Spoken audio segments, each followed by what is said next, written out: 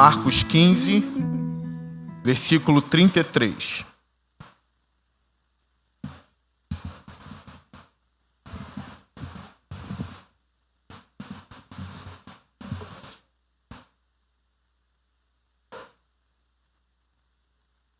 Vamos ler o texto?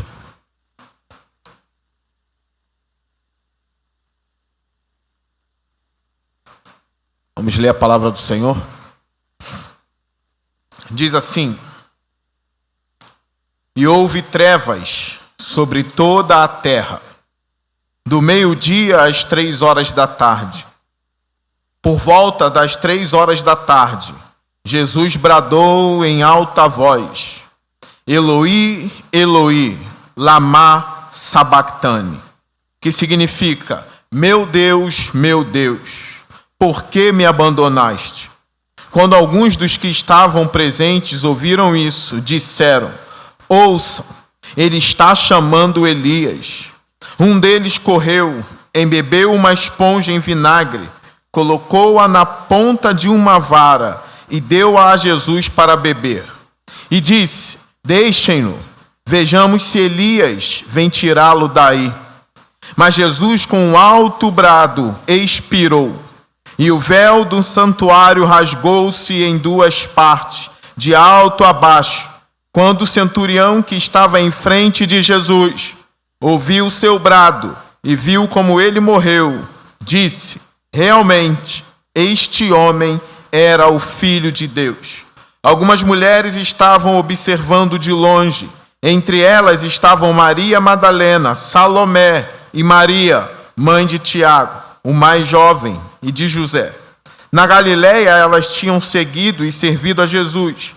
Muitas outras mulheres que tinham subido com ele para Jerusalém também estavam ali.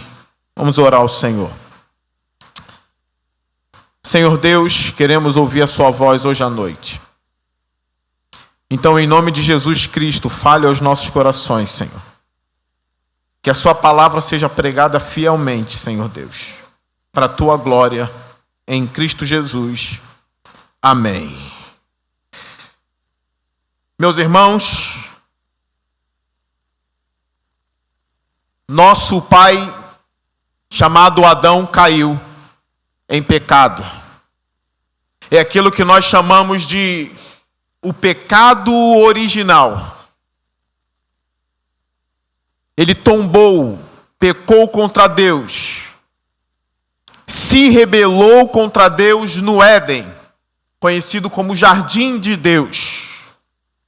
Quando Deus formou Adão, Deus não o criou 2% a menos do máximo que o homem poderia ser.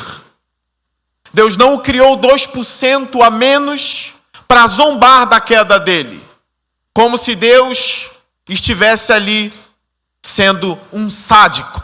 Criarei o homem, mas criarei ele pelo menos 2% a menos da sua capacidade total, só para ele cair e eu zombar de Adão.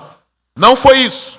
Deus criou o homem na sua capacidade máxima, na sua porcentagem máxima daquilo que é o total de que um homem poderia ser.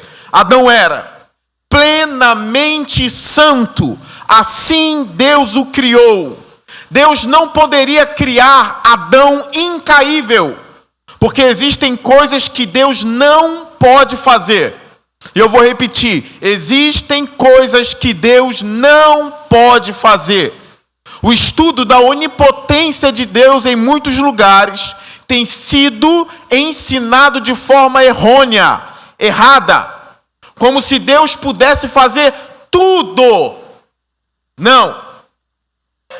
Lá em Tito está escrito uma coisa que Deus não pode fazer de algumas várias, ou de várias. Deus não pode mentir. Então tem algo que Deus é incapaz de fazer, que Deus não tem o poder de fazer. Conheça mais o seu Deus, saiba mais quem Ele é. O seu Deus não pode tudo. Ele não pode mentir. Outra coisa que ele não pode fazer, ele não pode se tornar imperfeito amanhã. Ele não pode fazer isso. Isso é impossível para ele. Não tem como amanhã ele se tornar imperfeito. Então, Deus não poderia criar o homem como se o homem fosse um Deus incaível. Ele cria o homem na sua capacidade máxima daquilo que era possível a um ser que veio do pó. Por que eu estou dizendo isso? Para que não haja em nosso meio alguém dizendo: eu pago pelo erro de outro e não pelo meu. Você, se estivesse no lugar de Adão, seria o máximo que o homem também poderia ser. E você cairia como Adão caiu. Adão representa você no Éden. Adão me representa no Éden. Eu cairia com certeza no Éden. E você também cairia com certeza no Éden. Porque Adão era o máximo de que um homem poderia ser. E foi demonstrado que o máximo de que um homem poderia ser não o sustenta para sempre. Ele vai cair e caiu. A história de Adão é a nossa história. Todos nós fomos encerrados no pecado. Nos rebelamos contra Deus, nos voltamos contra Deus. E o que Deus agora pode fazer para redimir o homem? Prestem bem atenção, ainda está dentro da parte que eu disse que Deus não pode fazer tudo. Deus não podia simplesmente perdoar o homem. Vem cá vocês, eu perdoo vocês de todos os seus pecados. E pronto, ele não podia fazer isso. Por quê? Porque ele tem um atributo que é chamado justiça. Ele é perfeitamente justo. É um dos atributos de Deus. Se ele é perfeitamente justo e perfeitamente bom, o que um Deus bom e justo faz com rebeldes? Imagine, é a melhor ilustração, e eu creio que essa deva ser provavelmente a maior de todas em relação a clarear o juízo de Deus.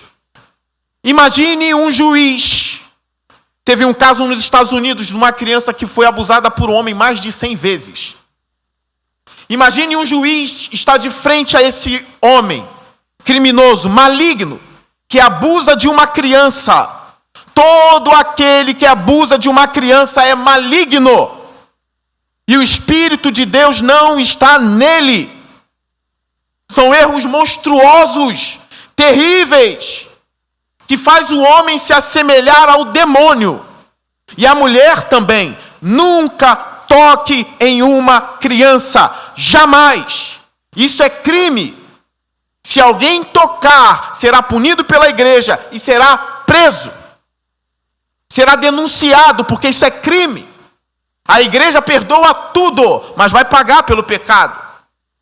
E esse homem abusou de um bebê, de uma criança, mais de 100 vezes. A minha pergunta é: imagine que o juiz seja um homem bom e amoroso. O que ele deveria fazer com esse abusador? Perdoá-lo? Vai embora, eu te amo. Sobre ti não há nenhum julgamento, vai embora. É isso que um juiz bom faz? É isso que um juiz amoroso faz? O que um juiz amoroso faz nessa hora diante de um abusador? Ele pune, ele mostra a sua bondade e o seu amor junto da sua justiça. Porque se ele não punir esse homem, como fica a família do bebê? A família do bebê vai espalhar boatos pelas ruas, pelas cidades, pelo país, de que existe um juiz que é um crápula e mais maligno do que o abusador. Então esse juiz, por ser bom, ele não pode simplesmente perdoar o homem. Vocês compreendem isso? Deus não pode simplesmente perdoar você. Ele precisa punir você. Ele precisa me punir. Ele precisa punir Adão. Os homens estão debaixo da ira de Deus, como diz as Escrituras. E as Escrituras dizem também que os homens são inimigos de Deus. Essa história de que Deus é o pai de toda a humanidade, isso não é bíblico. Deus não é o pai de todos os homens. Ele é o criador de todos os homens. Ele é o pai de todo aquele que crê em Cristo e recebe Cristo como seu Salvador. Esse nasce do Espírito Santo e se torna filho do Deus vivo. Agora, o que Deus tem que fazer para resolver o problema da queda do homem? Punição é o nome. Punição, derramar sua justiça santa sobre o homem, destruir o homem, enviá-lo ao julgamento severo do inferno. Mas Deus amou o mundo de tal maneira, e aqui está o mistério do Evangelho, que deu o seu único filho para todo aquele que nele crer, não pereça, mas tenha a vida eterna. Esse não perecer não é perecer na mão do diabo. O diabo não está no inferno castigando as pessoas com um tridente. O diabo sofrerá no inferno. Ele não é o rei do inferno. O rei do inferno é Deus. E o inferno, como eu disse, é a ira justa e santa de um Deus castigando os abusadores, estupradores, criminosos, pecadores. Porém, a boa notícia é que nós poderemos encontrar a redenção dos nossos pecados na pessoa de Cristo Jesus. Se foram homens que caíram, é o homem que tem que ser punido. É por isso que Deus teve que se tornar homem. Como diz em João, e o verbo se tornou carne e habitou entre nós. Nasceu de uma mulher, cresceu, cumpriu toda a justiça de Deus, perfeito, sem pecado. Mas ele receberia a ira de Deus no seu lugar. A punição de Deus cairia sobre ele, para que Deus então pudesse nos perdoar a dívida. Estamos em dívida com o justo juiz. Ele não pode simplesmente perdoar. Ele tem que punir e castigar. E ele faz isso na segunda pessoa da Trindade para não fazer em você. É por isso que o amor de Cristo é imensurável. Ele não precisa de nós, mas ele dá a vida por nós. É como se ele dissesse: Pai, castiga-me no lugar deles. Adão caiu. Castiga-me, Senhor. Eu sou o segundo Adão que cumpriu tudo perfeitamente. Castiga-me, que o crime deles caia sobre mim e a minha justiça caia sobre eles para todo o sempre. Amém. É por isso que Jesus sabia o que aguardava ele na cruz. Era o castigo santo de Deus, irmãos. É por isso que no versículo 33 já começa assim: e houve trevas sobre toda a terra, do meio-dia às 3 da tarde. Por volta das 3 da tarde, Jesus bradou em alta voz: Eloi, Eloi, lama sabactani, que significa: meu Deus, por que me abandonaste? É por isso que é chamada de a sexta-feira da paixão, da entrega do coração de Deus cravado na cruz. Do amor insondável por homens caídos.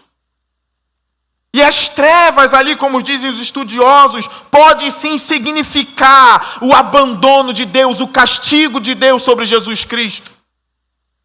O dia se torna noite, irmãos, sobre toda aquela região. Quando eu leio Gênesis 1, eu percebo que está escrito lá: no princípio criou Deus os céus e a terra. E a terra era sem forma e vazia, e havia trevas sobre a face do abismo. E o Espírito de Deus pairava sobre a face das águas, pairava. E disse Deus: haja luz, a luz brilhando nas trevas. Mas agora Jesus, que é a luz do mundo, está em trevas. Trevas tomaram a terra e a luz do mundo pendurada na cruz do Calvário, que é Jesus Cristo. Então ali ele prova aquilo que eu já disse para vocês várias vezes, de o inferno na cruz, o completo abandono de Deus. O inferno é tenebroso. As pessoas ficam brincando, dizendo, isso não existe, isso não existe, isso não existe. O que significa as profundas tristezas da alma, as angústias profundas do coração, as crises existenciais das pessoas, se não a falta de Deus, uma prévia do que vai significar o total abandono de Deus lá na frente. O que significa aquilo que alguns chamam de vazio na alma? Algumas pessoas dizem, eu tenho um vazio na alma que me dá vontade de morrer. O que é isso, se não uma prévia muito pequena do que é o inferno? Que não necessariamente é um lago de fogo literal, mas é um lugar, o inferno existe, é um lugar preparado, onde não só a alma é lançada, mas o corpo é um lugar. Nesse momento ele existe. Só está vazio. Onde as pessoas andarão lá, mas sem Deus no coração. Sem Deus no coração significa sem alegria, sem a bondade, sem fidelidade, sem nenhum atributo comunicável de Deus no coração, sem sorriso. Imagine viver eternamente uma vida vazia, sem Deus. Sem comemorações, com angústia, com tremores, para toda a eternidade. Não se brinca com isso. A seriedade do inferno é demonstrada na cruz, porque Deus saiu do trono para ser humilhado. Se o inferno fosse uma brincadeira, ele não faria isso.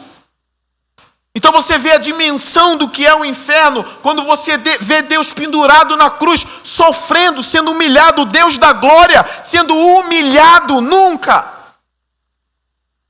A não ser se realmente Ele amasse você de tal maneira, que te livrasse da ira do Deus Santo. Eu repito, o inferno não é a casa do diabo. Ele lá será punido e ele já está condenado. Para ele não tem jeito. É por isso que ele quer cegar as pessoas. Na carta aos Coríntios, na segunda carta aos Coríntios, Paulo diz que o diabo é o Deus desse século e ele cegou o entendimento dos incrédulos. Ele tem cegado os homens até hoje sobre o evangelho. E nós ministros, nós igrejas, estamos aqui para trazer luz e abrir os olhos das pessoas. Dizendo, acordem. Cristo morreu pelo pecado de vocês. Olhem para Cristo. E aí ele dá o grande brado, Eloi, Eloi, lama sabachthani, que significa, meu Deus, por que me abandonaste? Os teólogos vão dizer que aqui Jesus estava cheio de pavor, como se o inferno estivesse sacudindo na alma dele, como se ele estivesse pendurado na cruz, mas sentindo todo o peso daquele lugar tenebroso ali, bebendo o cálice da ira de Deus, que seria o nosso castigo.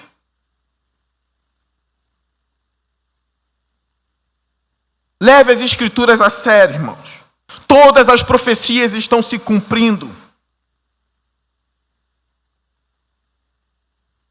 Alguns cínicos dizem que aqui Jesus está mostrando que não existe Deus por ter bradado, meu Deus, por que me abandonaste? Como se Jesus estivesse ali professando que a própria fé dele não valeu a pena. Jesus não era um mero homem. Jesus não tinha medo de um mundo vazio, irmãos. O que Jesus temia era a ausência de um Deus tão real que ele chama de meu. E como os teólogos dizem, ninguém poderia chamar Deus de tão meu quanto Jesus poderia chamar. Nenhum homem, nenhum anjo, nenhum querubim, nenhum serafim pode dizer meu Deus com a mesma propriedade que Jesus disse, meu Deus. Deus era tão dele, como ele era tão de Deus, que nenhum outro ser pode chamar Deus de meu, como ele chamava. Ele disse, eu e o Pai somos um, o Pai está em mim, eu estou no Pai. O Pai me ama, a voz do céu dizendo, este é o meu filho amado, e na cruz é abandonado. E mesmo na maior crise, ele não blasfema.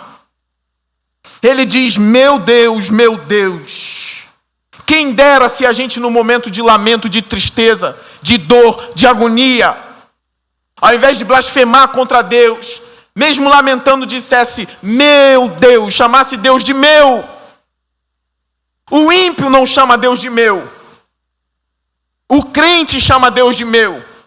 Ainda que ele esteja na lama mais profunda, o brado do crente, do cristão será: meu Deus, por que tirou isso de mim? Meu Deus, por que eu estou sofrendo tanto? Mas ele sempre vai dizer: meu Deus. Ele não vai dar as costas para Deus nunca.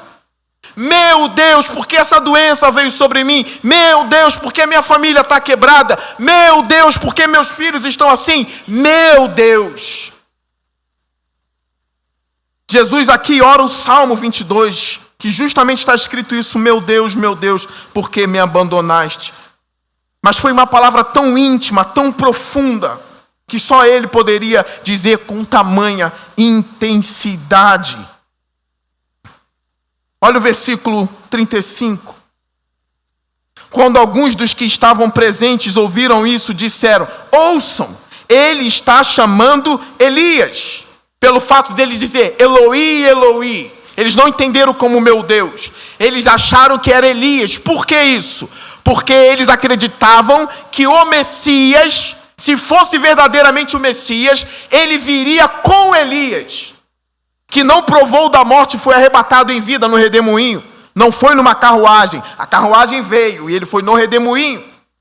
Então os judeus acreditavam que Elias também viria com o Messias. E eles estavam ali zombando: olha, ele clama por Elias. Será que o Elias vai vir salvar o Messias? Será que Elias vai aparecer então para nos fazer desistir do castigo? Só que eu digo aqui, Jesus jamais oraria a Elias. Jesus jamais oraria a Ezequiel, a Jeremias. Jesus jamais clamaria a qualquer outro santo da igreja. Assim como nós protestantes não clamamos a santos, nós clamamos a Deus, como os salmistas, como Paulo, Pedro. Eu nunca vi em nenhum momento Paulo orando a Abraão, ou intercedendo e pedindo ajuda a Abraão, que já estava morto. Isso é ideia de homens. Só há um mediador entre Deus e os homens: Jesus Cristo. Não é Maria, não é José, não é Pedro, somente Jesus Cristo é o nosso mediador. E eles continuam a zombaria. Ouça, ele está chamando por Elias. Versículo 36. Um deles correu, embebeu uma esponja em vinagre, colocou-a na ponta de uma vara e deu-a a Jesus para beber. Por que eles fizeram isso? Depois do brado de Jesus, ele teve sede, como diz o outro evangelista, e pediu água. Quando ele pede água, esse homem dá vinagre para ele beber. A maldade continua acontecendo ali, bebendo a ira de Deus e o vinagre dos homens. Mas não confunda, o que ele temia era a ira de Deus. O que você teme? O que você que veio aqui talvez pela primeira vez, ou você que não conhece Jesus e está me ouvindo, o que você teme? O vinagre dos homens ou o cálice da ira de Deus? O vinagre dos homens é açúcar comparado com a ira do Deus vivo que está por vir. E existem pessoas que levantam muitos questionamentos. Como eu estava conversando com alguns irmãos hoje, olha, alguns céticos dizem assim: é muito fácil ser religioso, é só para se ancorar num Deus transcendente. Então eles encontram ali uma anestesia para viver a vida. É muito fácil ser religioso, é fácil ser cético. É fácil fazer pergunta, duvidar, levantar dúvidas é fácil. Vou dar um exemplo a vocês. Eu posso chegar hoje mesmo em minha casa, chamar minha mãe e dizer: mãe, quem me diz que eu nasci da senhora e não de outra mulher? Ela vai dizer: meu filho, eu sei que você saiu de mim, mas como a senhora sabe? Ela vai pegar minha certidão de nascimento, vai mostrar, eu vou dizer: e se a senhora falsificou e eu não sei? Ela vai dizer: mas eu tenho a plena certeza, mas eu não sei se a senhora mente ou não. Pai, como sabe que minha mãe não engravidou de outro homem e não do senhor, pai? Não, filho, tu és a minha cara. Coincidência, pai. Dados foram jogados e eu nasci a sua cara. Mas existem outros homens parecidos contigo. Eu poderia ser filho de outros que são parecidos com você. Como dizem que eu pareço um ator viciado da Globo. Tomara que minha mãe não veja esse vídeo. questionamentos são fáceis de levantar contra Deus. Mas por que isso? Por que o mal? Por que Adão? Por que isso? Tem horas que a igreja, o pastor, a liderança precisa se levantar com a autoridade que Jesus se levantou com Tomé. Pegar essa pessoa e dizer assim: pare de duvidar e creia. Não darei mais nenhuma resposta a você. Pare de duvidar e creia. Caia de joelho. Só existe um Deus, só existe um evangelho, só existe um meio de salvação e ponto final. Para de criar um Deus na sua cabeça. Para com isso. É infantilidade. Para de duvidar e creia. Vai esperar para ver o que vai acontecer no final. Vai esperar o céu se abrindo para cair de joelho e dizer: agora eu creio em ti. É tarde demais, irmãos. É tarde demais. Quem não creu no Cristo sujo, crucificado, não vai ter direito de crer depois de vê-lo em glória. Aceite o machucado sangrando. Porque se você não aceitá-lo, não haverá mais tempo para aceitá-lo quando ele vier em glória. É o dia de hoje, o dia da salvação. Para de duvidar e creia. E ele bebe o vinagre dos homens, mas ele temia era a ira de Deus. E esse homem que deu o vinagre para ele beber, disse na parte B do versículo 36, e disse: deixe-no. Vejamos se Elias vem tirá-lo daí. 37. Mas Jesus com um alto brado expirou. Que brado foi esse? Ele encontrou forças em seus pulmões para dizer: Pai, a ti eu entrego o meu espírito. E foi um brado. Os homens já estavam contemplando aquela escuridão de 3 horas, de meio-dia às 3 horas da tarde. Agora, quando ele entrega o espírito a Deus, há um grande terremoto. Se você ler o Evangelho de Lucas, você vai ver isso. Um grande terremoto aconteceu naquele lugar. A terra treme, a escuridão acontecendo, o tremor da terra. Não era qualquer um que eles crucificaram. Não foi qualquer um ali. Olha o 38.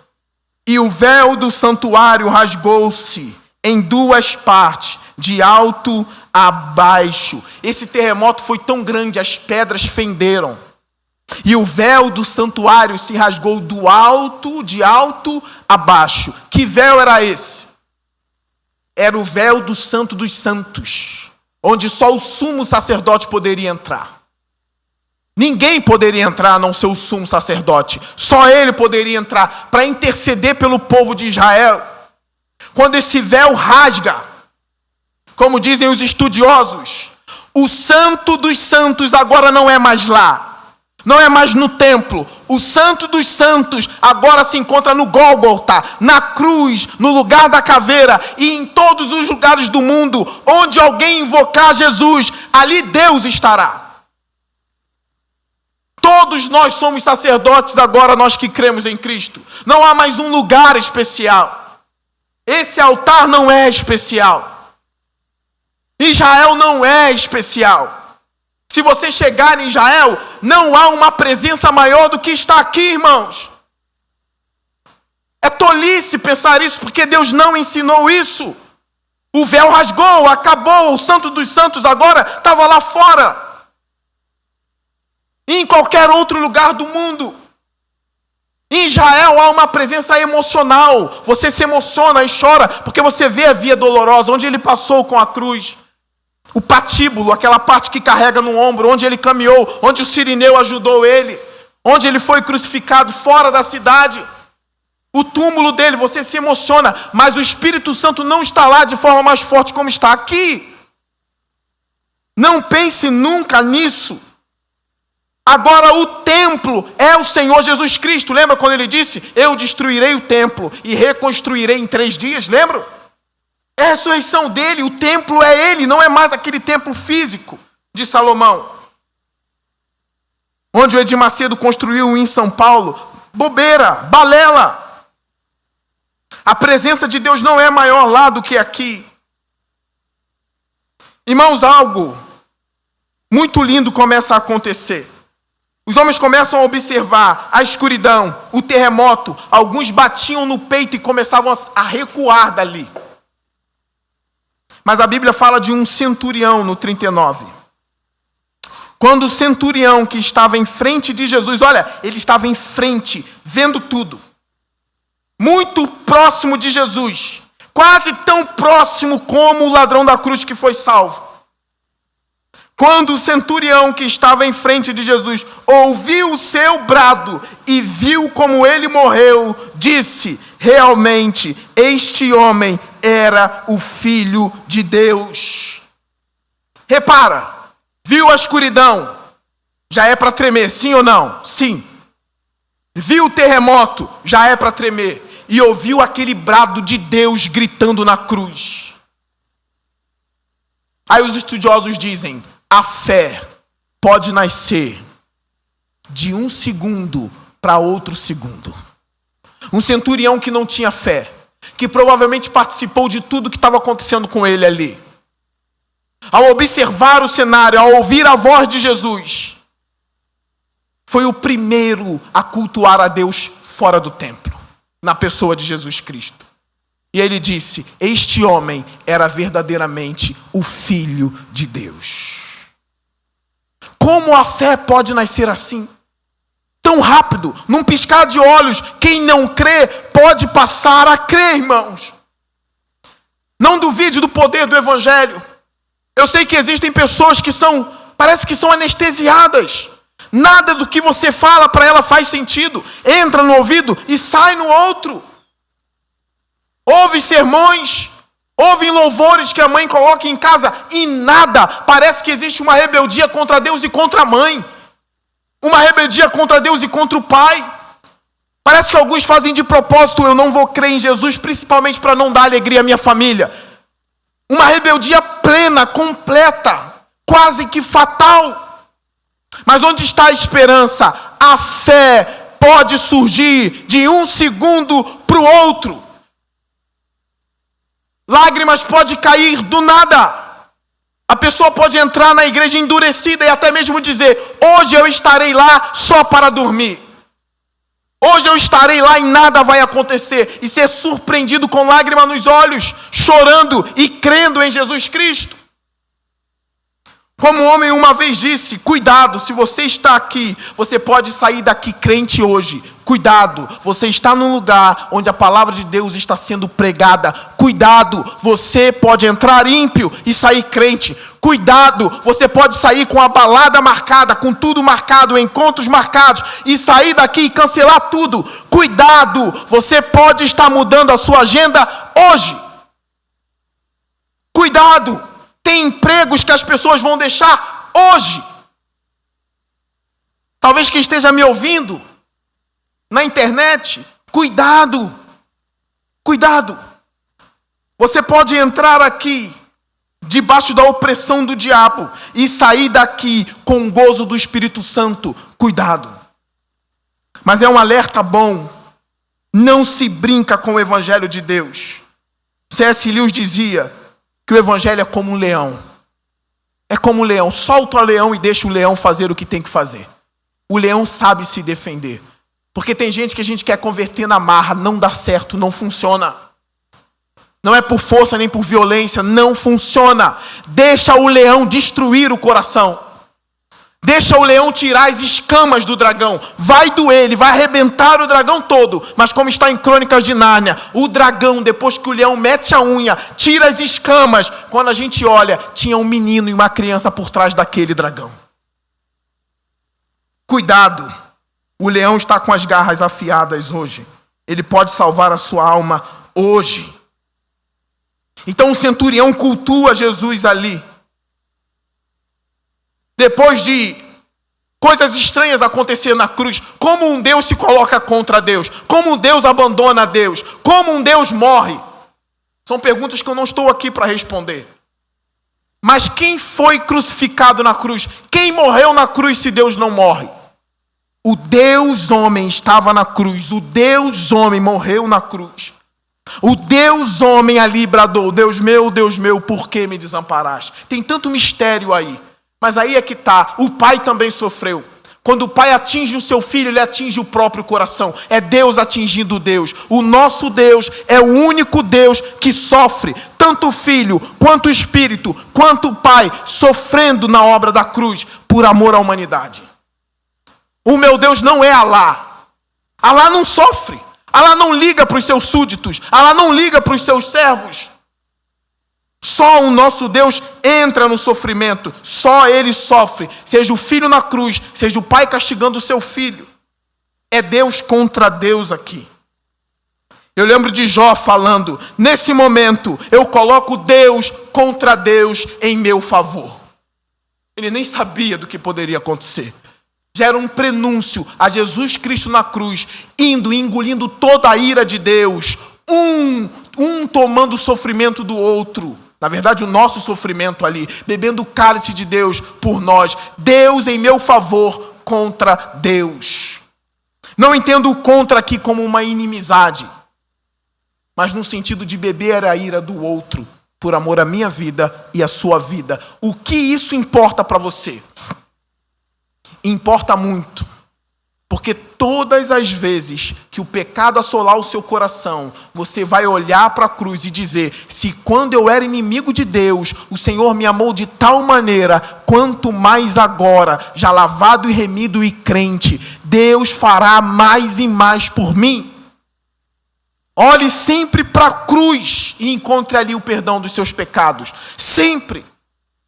Olhar para a cruz de Cristo, como Ele morreu por amor de você, faz você ter esperança, alegria e encontrar um lugar onde os seus pecados são lançados. Deus está sempre pronto a perdoar você. Versículo 40. Diz assim: algumas mulheres estavam observando de longe. Entre elas estava Maria Madalena, Salomé e Maria, mãe de Tiago, o mais jovem, e de José. Na Galiléia elas tinham seguido e servido a Jesus. E muitas outras mulheres que tinham subido com ele para Jerusalém também estavam ali. Olha o início no versículo 40. As mulheres estavam observando de longe. Não entendo isso aqui como Pedro, que observava Jesus de longe, mas ia negá-lo. Essas mulheres não estão ali para negar. Os estudiosos dizem que elas estão longe pela modéstia, porque os crucificados estavam nus. Elas ficavam de longe para não contemplar a nudez do crucificado. Elas não tinham fugido, elas não tinham medo. As mulheres eram mais corajosas do que os homens. E ouso a dizer, elas amavam mais Jesus do que muitos dos seus discípulos. Elas estavam ali observando de longe. E um estudioso chamou a atenção para um fato aqui que eu mesmo não tinha percebido. Repara, essas mulheres significam aqui aqueles que já creem em Jesus há um bom tempo, que são discípulos de verdade. O centurião é um novo na fé. Ele acabou de chegar na fé. Ele está ali, esse realmente era o Filho de Deus. Mas aquelas mulheres estavam ali já como uma discípula experiente, já simbolizando a igreja de alguma forma. Ambos, o grupo das mulheres e um novo convertido, o centurião. Elas estavam ali, irmãos, contemplando coisa que muitos apóstolos não contemplavam. Por que Marcos coloca elas em cena? Porque do nada começar a falar e as mulheres estavam ali observando. Não é o feminismo que redime as mulheres. Quem redimiu as mulheres foi Jesus Cristo. As escrituras sagradas já estavam redimindo as mulheres e não estava mais tratando-as como objeto. Porque nenhum escrito antigo de 2 anos atrás colocaria as mulheres em evidência aqui. Nenhum. Porque nessa época as mulheres eram tratadas como objeto. Não foi o feminismo que deu voz às mulheres. Foi Jesus Cristo que deu voz à mulher. Quando ele conversava com a mulher samaritana, ela diz: você é judeu e conversa comigo, que sou mulher e samaritana. E ele dá o diálogo, ele se oferece a ela e diz: olha, se você beber da água que eu tenho para te dar, você jamais terá sede. Jesus está dizendo: eu amo você, você é mulher, eu converso com você e eu te dou água para beber. Ela se tornou a primeira missionária de Samaria. Agora aqui essas mulheres estão em cena, é porque elas vão observar onde Jesus será enterrado. Na nossa linguagem é enterrado, né? Ali ele seria colocado num tipo de gruta. Elas estavam observando onde Jesus ia parar, porque elas já iriam ungir Jesus, elas iam visitar o túmulo. Elas não querem ficar longe, elas querem ficar perto. E eu sei que muitos se levantam dizendo, olha, mulher não presta para nada. Não é assim que Jesus pensa.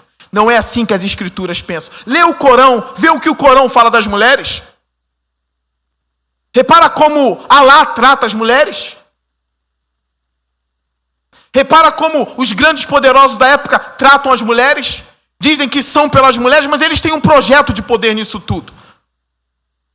E olha como Deus trata as mulheres. Elas serão as primeiras missionárias depois da ressurreição de Cristo. Elas verão primeiro do que Pedro. Elas verão primeiro do que João, o apóstolo amado.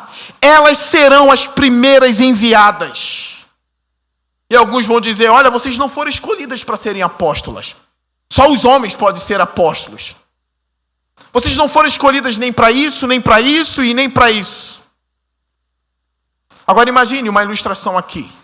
Alguém chega para Maria e diz assim, Maria, por que você não é apóstola, Maria? Como a serpente incitando-a contra Jesus. Para que Maria fosse até Jesus e disse, por que eu não sou apóstola? Porque só homem é apóstolo. Porque eu não sou. Me rebelo contra ti agora.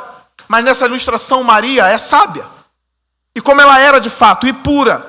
Imagine ela respondendo a este homem, olha, eu não sou apóstola e nem preciso ser. O seu Senhor, que você diz que é seu Senhor, simplesmente saiu do meu ventre. E eu sou a mãe dele. Agora imagine ele pegando a mãe de Tiago e João, que eram 2 irmãos apóstolos. Você não é apóstola. Deus não te escolheu para ser apóstola. E ela sabiamente dizendo, eu não sou apóstola. Mas pergunte, quem é a mãe do apóstolo João e do apóstolo Tiago? Eu sou a mãe dos apóstolos. Pergunte. Mas vocês não são isso e nem isso. Imagine elas dizendo, pergunte a Jesus, quem foram as primeiras a vê-lo ressuscitado? Quem foram as primeiras a anunciar a ressurreição para os apóstolos? Quem pregou para os apóstolos a ressurreição? Foram as mulheres. Nenhum escrito antigo faria isso. Se os homens, como alguns dizem, adulteraram a Bíblia, se eles fossem adulterar a Bíblia para o evangelho ser aceito, eles tirariam todas as partes que as mulheres têm a proeminência nas escrituras. Porque isso depõe contra o escrito e não a favor do escrito. Mas como o relato é fiel, é digno, se foram as mulheres as primeiras, coloque lá, não apague, deixe. Ainda que Roma não creia porque as mulheres estão aqui, problema de Roma, a verdade está escrita. E a parte que diz que as mulheres sustentavam o ministério de Jesus, vai deixar, vai deixar. Vai deixar. E tantas outras coisas aqui. As escrituras já estão redimindo as mulheres há 2000 anos atrás. É a própria escritura em 1 Coríntios 11 que diz que espiritualmente as mulheres e os homens são iguais para Deus. Têm funções diferentes. Um homem jamais pode dizer a Deus, me rebelo contra ti. E tem homem hoje dizendo isso. Porque eu queria tanto engravidar e o Senhor não me concedeu essa bênção. Por que só as mulheres engravidam? Por que só as mulheres amamentam? Por que nós homens não temos esse afeto com as crianças? Por que só elas? Tem funções diferentes. Essas mulheres estão aqui porque já já elas verão Jesus ressuscitado. Elas vão observar onde Jesus vai ser enterrado, na nossa linguagem, tá? Para ungir o corpo dele e vê-lo depois de pé. Serão as primeiras. Irmão, eu quero terminar esse sermão aqui, nessa série sobre a paixão de Cristo. Quando a gente vê Jesus, que era a própria vida morrendo, é um paradoxo. A própria vida morrendo na cruz. E em breve a própria vida fazendo a morte morrer. Eu lembro de Jesus ressuscitando os mortos. Jesus ressuscitando Lázaro. Destruindo a morte ali. É por isso que eu separei aqui um poema para vocês. E eu termino o sermão com este poema. Na semana passada eu li do Sérgio Lopes e hoje eu vou ler do Sérgio Lopes também. Que diz assim, isso é um poema, tem aquilo que a gente chama de licença poética. É como se o Sérgio Lopes colocasse Lázaro ali no momento da crucificação. Lázaro, que foi ressuscitado por Cristo, agora está vendo Jesus morrer e não fazer nada. Como pode isso na mente de Lázaro? Então Sérgio Lopes, com toda a sua imaginação, eu não tenho nada a ver com a vida pessoal dele, não estou defendendo o ministério dele nem nada, mas ele é um homem que tem um dom especial de Deus. Olha o talento dele, ele escreveu essa poesia que diz assim: Lázaro falando, eu tentei falar, mas não pude me aproximar de ti. Em Jerusalém, no Calvário, eu também chorava. Não quis entender se tinha um porquê o teu castigo. Eu só quis saber que era o Jesus que me ressuscitou. Algo me fez ver que o teu poder se mostraria, mas a tua dor também o meu coração feria. Não apenas rei, eras meu Senhor e meu amigo. Ao te ver naquela cruz, uma parte da tua dor ficou comigo. Outra vez, Senhor, mostra o teu poder. Transforma a morte em vida, pois em tuas mãos a vida se formou. Se hoje eu não te ver livre dessa cruz, eu vou esperar. Mesmo que adormeças, sei que vais voltar. És a própria vida e jamais a morte te resistirá. É questão de tempo, irmãos. Jesus vai morrer, vai ressuscitar aqui nas Escrituras. E hoje nós estaremos sentando à mesa, comendo e bebendo do pão e do cálice, trazendo à memória o sacrifício dele, a morte dele, a ressurreição dele e a promessa da vinda dele em breve dos céus. O poder de Deus, que foi manifesto na sepultura, abrirá os céus e será manifesto aos nossos olhos também. Creia em Cristo. E eu espero que todos os domingos a fé de vocês tenha aumentado, ou aumente pelo menos um pouquinho mais, na pessoa e na obra de Jesus Cristo. Curve sua cabeça agora.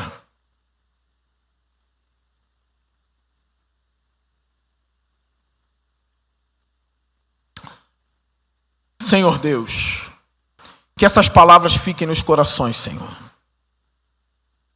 Que os crentes possam ficar mais crentes, Senhor. E que os incrédulos se tornem crentes hoje, como o centurião se tornou ali na cruz. Cuida de nós, Senhor. Perdoa os nossos pecados, ó Deus. Nós iremos agora sentar à sua mesa, em memória de Jesus Cristo, Senhor. Nós, Senhor, oramos e pedimos, Senhor, esteja conosco. Que seja um momento especial para a sua igreja, Senhor. Nós abençoamos esse momento, o pão, o cálice e a igreja, para a tua glória. Que a gente possa fazer, ó Deus, um autoexame agora. Pedir perdão, ó Deus.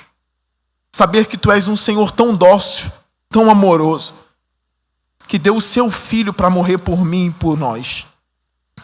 Que seja um momento especial.